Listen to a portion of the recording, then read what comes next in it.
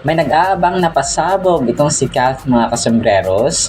Tapos si Alden, unreachable mga kasembreros na si Alden or sina Alden and Kath. Unahin ko ito, itong pinost ng Line Here TV kagabi. Itong quote ni Alden, 547 reactions ito. So, nag-share sila o nag-post about dun sa pagtulong ni Alden sa nasalanta ng baha sa Bulacan mga kasembreros. Sabi niya dito, a day I'll always be grateful for. Thank you to everyone who made our outreach in Kalumpit, Bulacan possible with support of McDonald's, CDO, Frutas, BW Super Bake Shop, no, and Alpha Pro Dog Food. We were able to reach and help, grabe no, 2,000 families in the community. To my Myriad and AR Foundation Incorporated family, thank you for helping me turn a single simple intention to help into something meaningful. As long as I'm here, I'll continue to do my part to give back. Make a time difference or make a little difference and hopefully touch lives along the way. So maraming salamat sa lahat ng naging bahagi nito. So nagpasalamat si Alden no ng sa mga tumulong sa kanyang outreach program. Tapos pinost ni Alden sa kanyang Instagram. Ito hindi ko ito na-justify kanina sa isang vlog natin or sa unang vlog natin mga kasembreros. So aso pala ito no, hindi pusa yung na-mention ko kanina. Parang may na-mention ako dun pero parang hindi ko na tuloy. Sabi niya ang cute ng aso dito, sabi niya, ang voice over ay parang sobrang kulit, no? Sobrang kulit ng voice over. Sabi niya dito ay, good morning, cookie cakes. Just case you forgot here, I'm here to remind you of today's mission. Go be a radioactive unicorn of happiness. Rare and literally infecting people with smiles. You're a magnificent picture of human good heart intention to have sunniest of days. So tapos mga aso ito no, ang kulit ng kanyang music background, rock and roll talaga.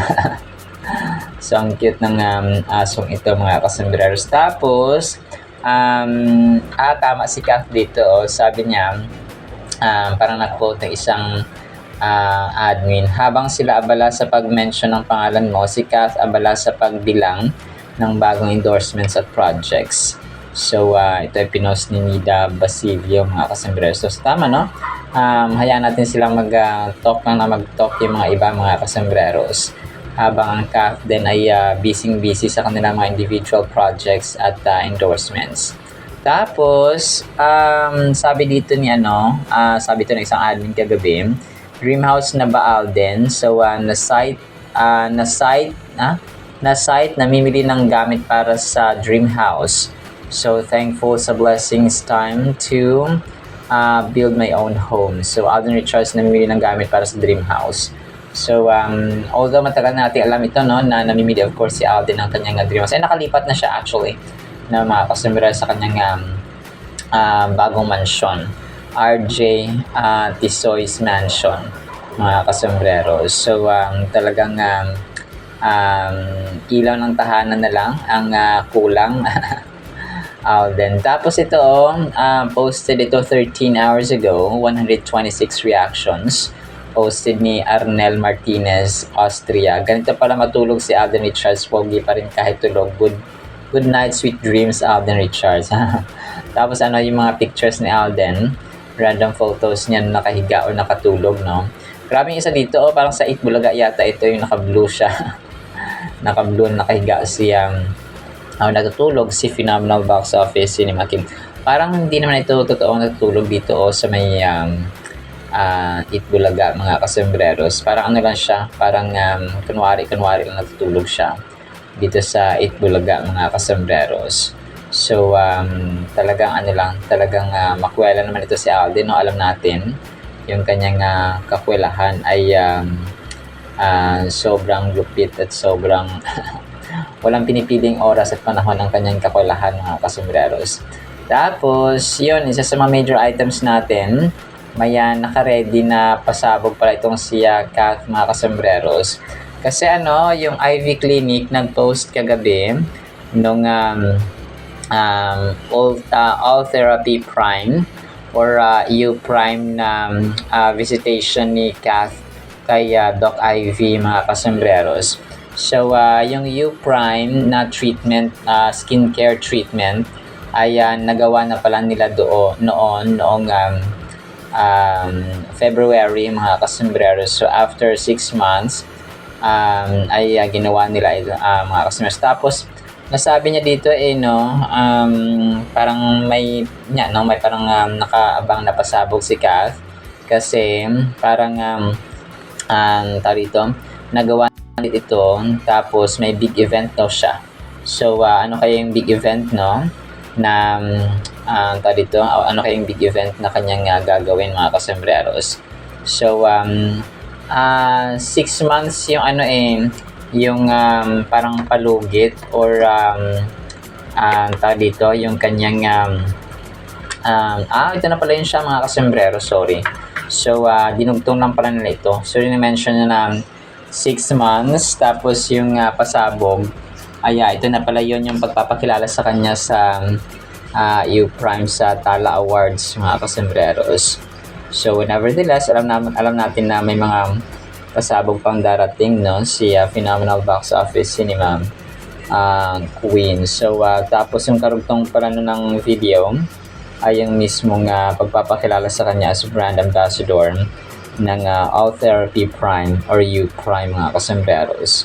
So walang boses yung last video niya na yung pagpapakilala sa kanya as bagong brand ambassador ng U Prime or All Therapy Prime, mga kasembreros. So yun po, mamaya play ko ito yung pag-uusap nila ni Doc Ivy, kung gusto niyo pong pakinggan, and then yung dito yung sa last part naman ay may music kasi, so hindi natin play, mga kasembreros. Tapos gusto ko lang matumatiin, nagpapasalamat din ako dito kay Charjan 11 hours ago. So admin ito ni Alden, isa sa mga admins ni Alden itong kaarawan niya ngayon, 11 hours ago pinost niya, "Happy birthday to me, thank you Lord for another year of my life." Grabe, si Charjan, 187 reactions. So happy birthday Char, maraming salamat, sobrang active talaga, sa pag-share at pag-update, pag-post ng ganap ni Alden araw-araw. So salamat at happy blessed birthday. Tapos si Ma'am Julian Santos dito may sinabi na papuri, words of appreciation kay Kath, na sabi nito na iba rin talaga yung generation ng crowd ni Kath, and I'm happy for her, I'm proud of her. Sabi niya ganoon, mga kasasibulinggit namin ni Ryan sa Cristala. So alam niya na kung gaano kalayo yung pinagtrabahuan ng bata or ni Kath, na sobrang ibang-iba yung latag ng pelikula na sumabay din sa latag ng buhay niya. So excited din siya sa okay. So pwede rin to, na magkaroon sila din ng project or ng pelikula ni Kath, mga kasembreros. So posible pala na na-mention niya pala dito. So sa bandang dulo ng video ay na-mention ni Ma'am Julian Santos na parang excited siya na pwedeng ilatag. Excited na rin siya kung anong pwedeng ilatag na pelikula para sa kanila ni Kath, mga kasembreros. So ang lawak na rin ng filmography ni Bagets or ni Kath, mga kasembreros, yung kanyang sinabi dito. So which is definitely totoo ito, mga kasembreros. Tapos may pinost para dito si Mary Joy 2007 sa TikTok niya. Ang kulit ng kanyang caption dito. Sabi niya, iboto kahit hindi tumatakbo. So tapos may mga sinasabi para siya dito, iboboto kahit hindi tumatakbo. So yun definitely, so dinaig niya pa yung ibang politiko sa migay na sariling pera, and of course yung kanyang mga brands dito ay hinatak niya para sa outreach program sa Kalumpit, Bulacan. So, bihira lang kasi yung may initiative talaga. So, kagaya ng parati kong sinasabi, not all people na mapera ay gumagawa at saka tumutulong talaga. So, and ito, kahit walang camera, siguro ito, tutulong ito mga customers because genuine no?